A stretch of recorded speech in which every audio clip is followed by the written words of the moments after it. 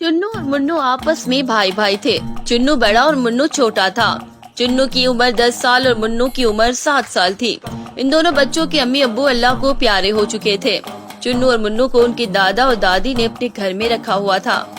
चुन्नू और मुन्नू इस लिहाज से खुशकिस्मत थे कि उनके दादा अब्बू दादी अम्मा और चचा बड़े खुदा तरस थे।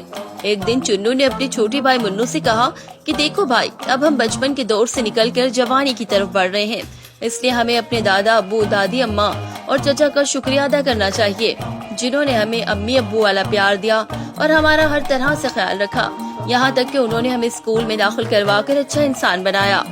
अब वक्त आ गया है कि हम भी उनका हक अदा करें, और जब तक हम मुकम्मल जवान होकर आला तालीम हासिल नहीं कर लेते तब तक हमें उनकी खूब खिदमत करनी चाहिए, ताकि अल्लाह मियाँ हमसे राजी और खुश हो जाएं। मुन्नू ने अपने बड़े भाई चुन्नू की हाँ में हाँ मिलाई। दोनों भाइयों ने ये अहद किया कि अल्लाह ना करे अगर हमारे दादा दादी और चचा पर कभी कोई मुसीबत आ गई तो हम हर मुमकिन तरीके से उनकी खिदमत करेंगे। वक्त गुजरता चला गया और चुन्नू और मुन्नू ने जवानी में कदम रख दिया। अब स्कूल के बजाय दोनों भाई इकट्ठे सुबह कॉलेज जाते और इकट्ठे घर वापस आते। सभी लोग इन दोनों भाइयों और उनकी तालीम से बहुत खुश थे। एक दिन खुदा का करना ऐसा हुआ कि शैतान ने बड़े भाई चुन्नू को बरगलाया और उसने अपने छोटे भाई मुन्नू को बहुत मारा और उसकी तमाम चीजें अपने कब्जे में कर ली और अकेला ही घर को आ गया। जब उसके दादा दादी और चचा ने चुन्नू से पूछा कि तुम्हारा छोटा भाई किधर है? वो तुम्हारे साथ कॉलेज गया था मगर इस वक्त तुम्हारे साथ नहीं है, आखिर क्या हुआ? चुन्नू ने झूठ बोलते हुए कहा कि दादी जी, मुन्नू कॉलेज से छुट्टी करके अपने किसी दोस्त के साथ फिल्म देखने सिनेमा गया है। दादी जी को फिक्र लाहक हो गई कि वो मुन्नू जो हमेशा अच्छे नौजवानों की तरह सीधा कॉलेज जाता और फिर चुन्नू के साथ मिलकर सीधा घर आता था, आज उसे क्या हो गया है कि सिनेमा जाकर फिल्म देखने लगा है। बहरहाल दादाजी को फिक्र लाहक हो गई, उन्होंने चुन्नू को साथ लेकर मुन्नू की तलाश शुरू कर दी। चुन्नू के दादाजी ने आसपास इधर उधर गली मोहल्ले के अलावा हर जगह उसे तलाश किया मगर वो कहीं नहीं मिला।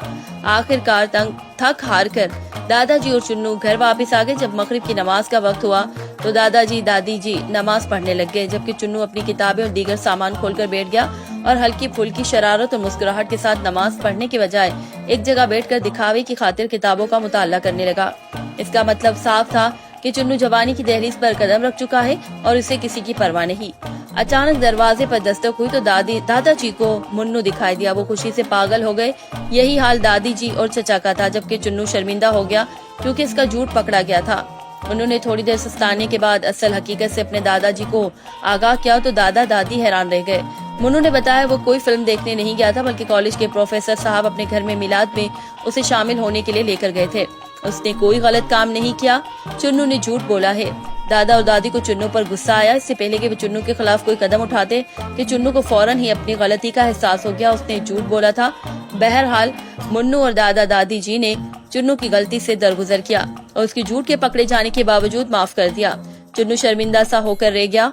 दादाजी ने मुन्नू के साथ चुन्नू को नसीहत की कि आइंदा वो झूठ नहीं बोलेगा और सच्ची बात कहेगा। चुन्नू ने माफी मांगी और एक मर्तबा फिर सब लोग इत्तेफाक से इकट्ठे रहने लगे। सच है कि झूठ बोलना